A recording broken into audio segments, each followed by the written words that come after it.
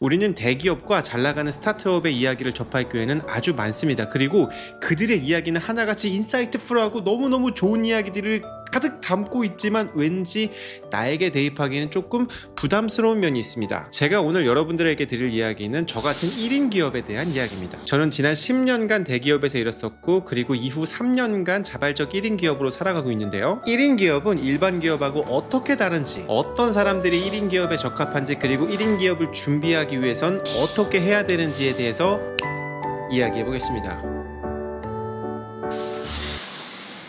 우선 첫 번째로 1인 기업은 일반 기업하고 어떻게 다를까요? 일반 기업의 코어는 성장입니다. 성장하기 위해서 목표치를 높게 잡고 사람을 고용하고 그 사람이 효율적으로 일하도록 만들죠. 이들은 언제나 풀 스피드로 나갑니다. 빠르게 성장해야 되고, 성장을 이뤄내면 업계 1위를 해야 되고, 업계 1위를 이루면 초격차를 벌여서 이제 경쟁자가 따라오지 못하도록 만들어야 되는 숙명을 가지고 있습니다. 성장에 초점을 맞추다 보니까 일의 과정보다는 매출액이나 이익, 트래픽이나 유효 고객 수 같은 이런 숫자에 집중할 수밖에 없죠. 성장을 위해서는 나의 제품을 사줄 고객이 무엇보다 중요하기 때문에 네가 하고 싶은 걸 하지 말고 고객이 원하는 것을 해라. 첫째도 고객이고 둘째도 고객, 셋째도 고객이다 라고 하는 이 고객 중심적인 마인드가 핵심입니다. 그렇지 않으면 회사가 성장할 수 없고, 성장을 멈춘 회사는 시장에서 외면받고 심지어 내부 직원들조차 떠날 준비를 하기 때문이죠. 하지만 적어도 제가 생각하는 1인 기업의 코어는 성장이 아닙니다. 우리가 1인 기업을 하려고 하는 이유가 뭘까요? 돈을 더 많이 벌고 더 빨리 성장하고 싶어서일까요? 아니요. 1인 기업을 고수하는 이유는 결국은 내 마음대로 하고 싶어서 그래요. 내 마음대로 내가 하고 싶은 대로 해야지. 그게 제일 중요한 거예요. 물론 고객도 정말 중요하죠. 그렇지만 고객보다 더 중요한 것은 바로 나 자신, 그러니까 나만의 라이프 스타일이 훨씬 더 저 같은 1인 기업에게는 중요한 가치가 됩니다. 결국 1인 기업의 코어는 성장이 아니라 라이프 스타일이라고 생각합니다. 이게 너무 거창하게 들리긴 하는데, 예를 들어서 저에게 빗대어 본다면 저의 올해 목표는 작년보다 내가 돈을 얼마나 더 벌었는가, 구독자가 얼마나 상승했는가, 내 단가가 얼마나 올라가는가, 이것도 물론 중요하지만 그것보다 더 중요한 건 뭐냐면, 제가 4년간 제주도 한 달 살기를 하고 있는데 올해도 할 수 있을까? 올해도 아침마다 아이들을 등교시키고 저녁에 일찍 퇴근해서 아이들하고 막 2시간씩 막 놀 수 있을까? 올해 첫 번째 목표인 피아노 치기를 정말 매일같이 계속 치면서 내 실력을 상승할 수 있을까? 내가 책 한 권을 쓸 수 있을까? 그리고 제가 6월 달에 그 한강 크로스 수영 이거를 신청했거든요. 내가 그거를 달성할 수 있을까? 그리고 10월 달 목표, 철인 3종 경기를 나가서 내가 그걸 해낼 수 있을까? 이게 저에게는 훨씬 더 중요한 목표이고 가치라는 거죠. 비즈니스 관점으로 봤을 때 제가 방금 말한 걸 모두 다 이뤘다고 한들 제가 성장했다고 할 수 있나요? 전혀 그렇지 않죠. 수치로 보여주는 게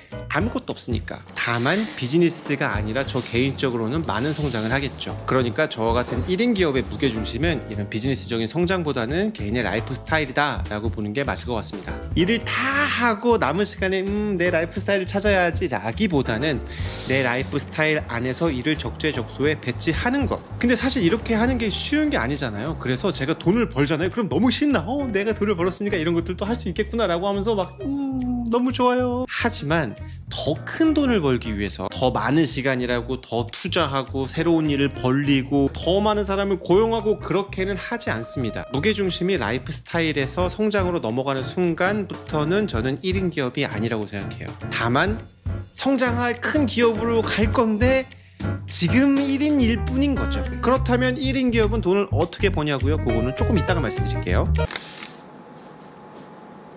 이런 분들 계십니다. 야, 1인 기업 그냥 프리랜서 아니야? 라고 생각하시는 분들이 있는데 제가 생각하기에는 다릅니다. 프리랜서는 자신의 노동력이나 자신의 제품 혹은 자신의 결과물을 고객과 1대1 가치로 교환하고 거기서 끝이 납니다. 예를 들어서 제가 이렇게 영상을 만들어서 어딘가에 납품을 했다? 그리고 그 대가로 내가 돈을 받았다? 그러면 저는 프리랜서예요. 왜냐면 나는 노동력을 제공했고 가치를 받았고 거기서 거래가 끝이 나니까. 그 말은 뭐예요? 확장성이 없죠. 반면에 제가 이 컨텐츠를 만들어서 저희 채널에 이렇게 업로드를 하잖아요. 그러면 이거는 1인 기업이라고 볼 수 있어요. 왜냐하면 한 번의 거래로 종료되는 것이 아니라 그 확장성이 무궁무진하게 발전할 수 있기 때문이죠. 마찬가지로 글을 써서 납품을 한다면 프리랜서라고 볼 수 있고, 내가 글을 써서 발행하는 작가가 된다면 1인 기업가가 될 수 있는 거죠. 같은 일을 하더라도 결국 확장성이 있느냐 없느냐에 따라서 프리랜서냐 1인 기업가냐라고 구분될 수 있을 것 같습니다. 또 한 가지 이 1인 기업가와 프리랜서의 중요한 차이점은 뭐냐면 바로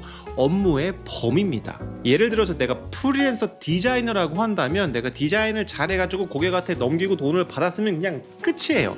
그 결과물을 가지고 고객이 뭐 지지고 삶든 묵히건 버리건 다시 뭐 발전시켜서 어쩌고 저쩌고 하건 저랑은 상관없어요. 거기서 거래가 끝났기 때문에. 하지만 디자이너로서 1인 기업을 운영하고 있다면 내가 이걸 왜 기획했지? 내가 이걸 왜 디자인했지? 어떻게 생산하고 어떻게 마케팅하고 어떻게 판매하고 심지어 어떻게 CS까지 해야 될지를 고민해야 될지도 모릅니다. 마찬가지로 내가 프리랜서 PD라고 하면 영상 만들어서 고객사에게 야 제출하면 끝이지만 내가 1인 사업가로서의 PD라고 한다면 내가 어떤 채널에 어느 시점에 어떻게 올려가지고 그거를 나중에 어떻게 사업으로 구조화해가지고 수익을 만들어낼지까지 생각을 해야 되는 거죠. 그래서 프리랜서는 한 분야에 대한 전문성만 있으면 되지만 1인 사업가는 전문성은 물론 당연히 있어야 되고 전체적인 사업의 프로세스까지 알아야 한다는 거죠. 그런 면에서 1인 기업은 프리랜서보다는 기업에 조금 더 가깝다고 할 수 있을 것 같아요. 하지만 둘의 공통점은 전문성이라고 볼 수 있죠. 많은 프리랜서들이 자기의 전문성을 바탕으로 실력을 키워서 1인 기업가가 되기도 하고 많은 1인 기업가들이 프리랜서로 활동을 하기도 하죠. 예를 들어 저 같은 경우에는 1인 기업인으로서 유튜브 채널을 운영하고 제품을 만들어서 판매하기도 하고 저의 책을 만들어서 발행하기도 하죠. 동시에 프리랜서로서 강연을 하기도 하고 글을 써서 기고하기도 하고 어떤 특정 방송에 출연하기도 합니다. 이렇게 프리랜서와 1인 사업가 간에는 교집합은 있지만 절대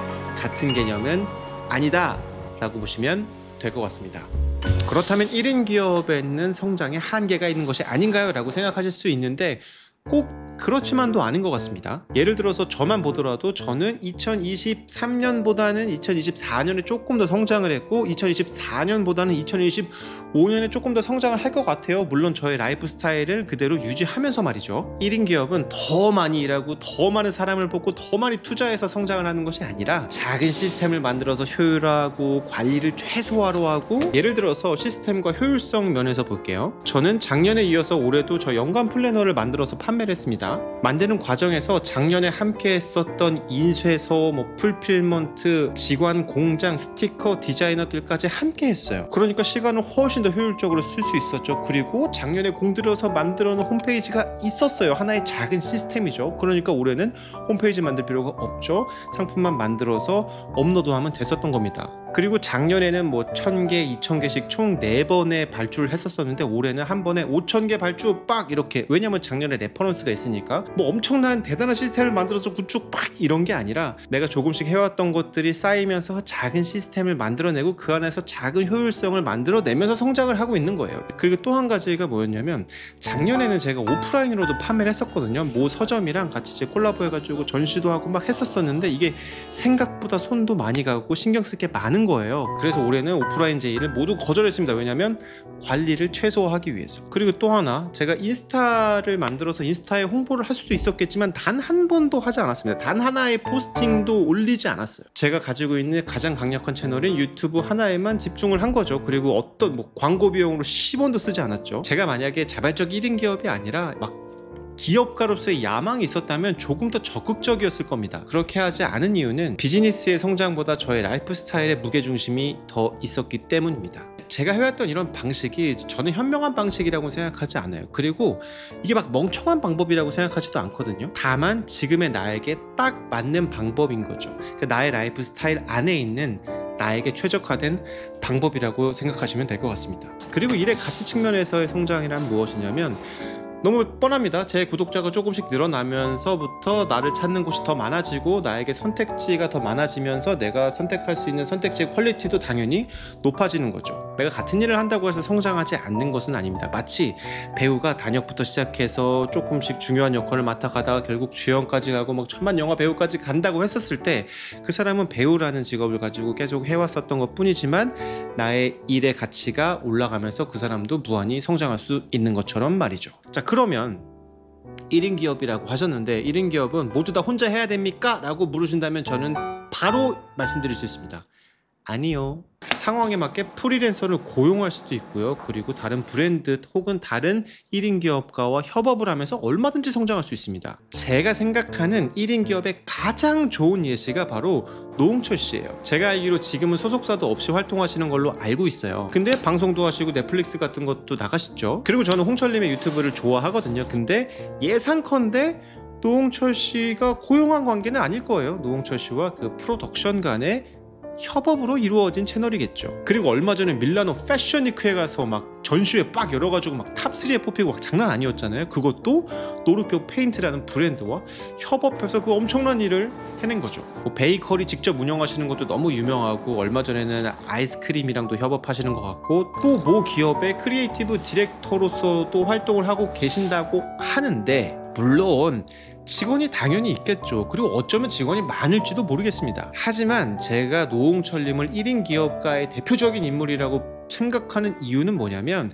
그 사람의 코어가 비즈니스의 성장이 아니라 개인의 라이프 스타일에 있기 때문이에요. 내가 좋아하는 여행 마음껏 다니면서 여행 유튜브도 찍고 재밌겠다라고 하는 걸 하는데, 그거 자체가 사업이 돼버리는, 그러니까 자기가 하고 싶은 걸 찾아서 내가 주도적으로 하고 있다면 그 사람은 1인 기업가라고 저는 생각하는 거예요. 그게 정리하자면 꼭 1인이 다 해야 1인 기업가가 아니라, 코어가 성장이 아니라 개인의 라이프 스타일에 맞춰져 있다면, 그리고 그것이 노동력의 1대1 교환이 아니라 무한한 확장성을 가지고 있다면 저는 1인 기업인이라고 생각합니다.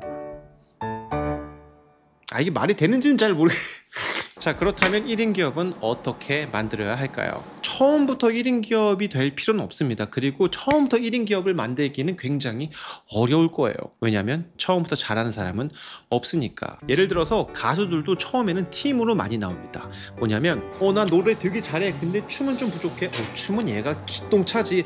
근데 우리 비주얼로 압도할 누군가가 필요해. 그럼 곡은 누가 쓰지? 오케이, 우린 곡을 쓸 사람을 한 명 영입하겠어. 그래, 곡까지 완성이 됐어. 근데 앨범은 어떻게 나오는 거지? 홍보 마케팅은 어떻게 하는 거지? 스케줄 조정은 누가 하지? 이런 세무나 이런 뒷단의 백스텝의 역할은 누가 할 수 있는 거지?